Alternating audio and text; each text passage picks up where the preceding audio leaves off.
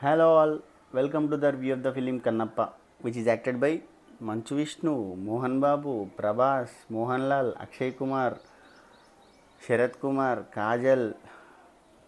చాలామంది వచ్చారు మంచు విష్ణుని కాపాడడానికి. మరి వీళ్ళందరూ కలిసి మంచు విష్ణుని కాపాడారా లేదా అన్నదే ఈ రివ్యూ.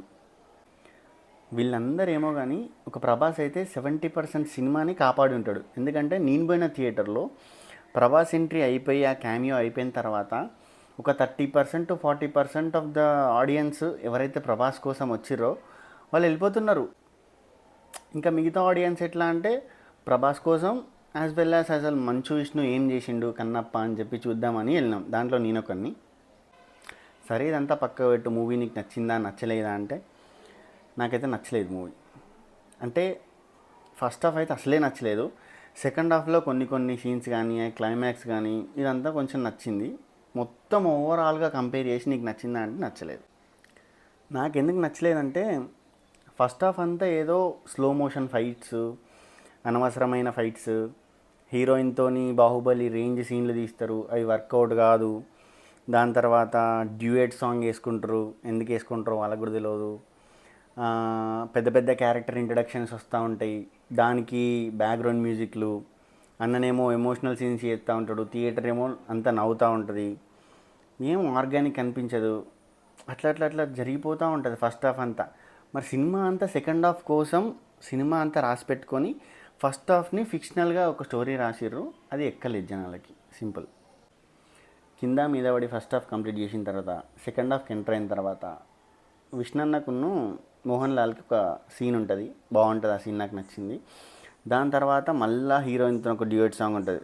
ఈ సెకండ్ హాఫ్ అన్నా మంచిగా ప్లాన్ చేయండి రా అనుకుంటూనే ఉన్నా. దాని తర్వాత మెల్లగా ప్రభాస్ క్యారెక్టర్ ఇంట్రడక్షన్ జరుగుతుంది, థియేటర్ అంతా ఎరప్ట్ అవుతుంది యాజ్ యూజువల్. అసలు ఎక్కడ ఒక్క హై మూమెంట్ కూడా లేదు. ఓన్లీ ప్రభాస్ వచ్చినప్పుడు మాత్రం థియేటర్ అంతా ఇట్లా బూమ్, ఎరప్ట్ అంటే ఎరప్టే. అసలు ప్రభాస్ మాటలు కూడా వినబడకుండా అరిచేసారు. ఆబ్వియస్లీ జరుగుతుంది అది.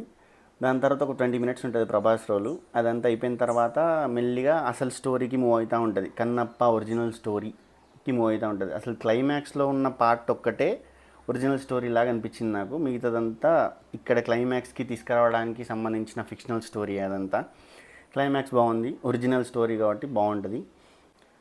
క్లైమాక్స్ అంతా మోహన్ బాబు గారు, విష్ణన్న అండ్ అక్షయ్ కుమార్ గారు వాళ్ళే ఉంటారు ఆబ్వియస్లీ. దాని తర్వాత మూవీ అయిపోతుంది, మనకు ఒక ఇన్కంప్లీట్నెస్ అనేది ఉంటుంది లోపల. అదే కన్నప్ప. సినిమా ప్రాజెక్ట్ స్టార్ట్ అయినప్పటి నుంచి ఒకటే డౌట్ ఉండే, ప్రభాస్ హైప్ లేకుండా విష్ణన్న సొంతంగా ఏమన్నా కుక్ చేస్తున్నాడా లేదా అని. బాగానే కుక్ చేసిండు, బాగానే యాక్ట్ చేసిండు, చేయాల్సిందంతా చేసిండు, కానీ వర్కౌట్ అవ్వాలి. ఇప్పుడైతే ఏదైతే టికెట్ సేల్ అవుతున్నాయో మ్యాక్సిమం అయితే ప్రభాస్ మొహానికే, ఆ ప్రభాస్ ఫేస్కే సేల్ అవుతున్నాయి.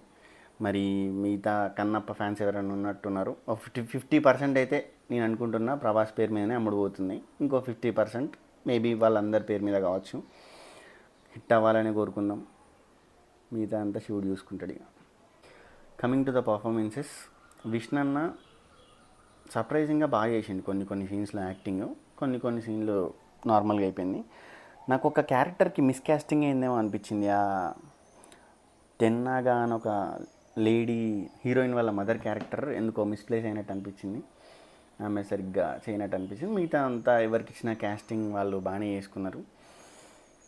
యాక్టింగ్ చేయడానికి పెద్ద స్కోప్ ఉన్న రోల్స్ చాలా తక్కువ ఉన్నాయి. అంతా క్యామియోస్ లాగానే అనిపించింది. ఎంతమంది ఉండేసరికి అందరి క్యామియోస్ లాగానే అనిపించింది. ఫుల్ లెంత్ రోల్ అంటే మంచు విష్ణుది, హీరోయిన్ది, అంతే. మిగతా అందరి క్యామియో లాగానే అనిపించింది. మోహన్ బాబు గారిది కూడా క్యామియో లాగానే అనిపించింది అక్కడక్కడ. ఇక ప్రభాస్ అంటే ఆబ్వియస్లీ ఆరాతో నడిపించేసిండు. అట్లా మనోడు ఇట్లా వచ్చాడు వెళ్ళాడు అంతే. దానికోసమే టికెట్లు సేల్స్ ఈ రచ్చంతా. రేటింగ్లలో మూవీ అడిగితే నేను ఇవ్వలేను, మీరు చూసుంటే కామెంట్స్లో మీరే మెన్షన్ చేయండి. And that's all for the review. Signing off.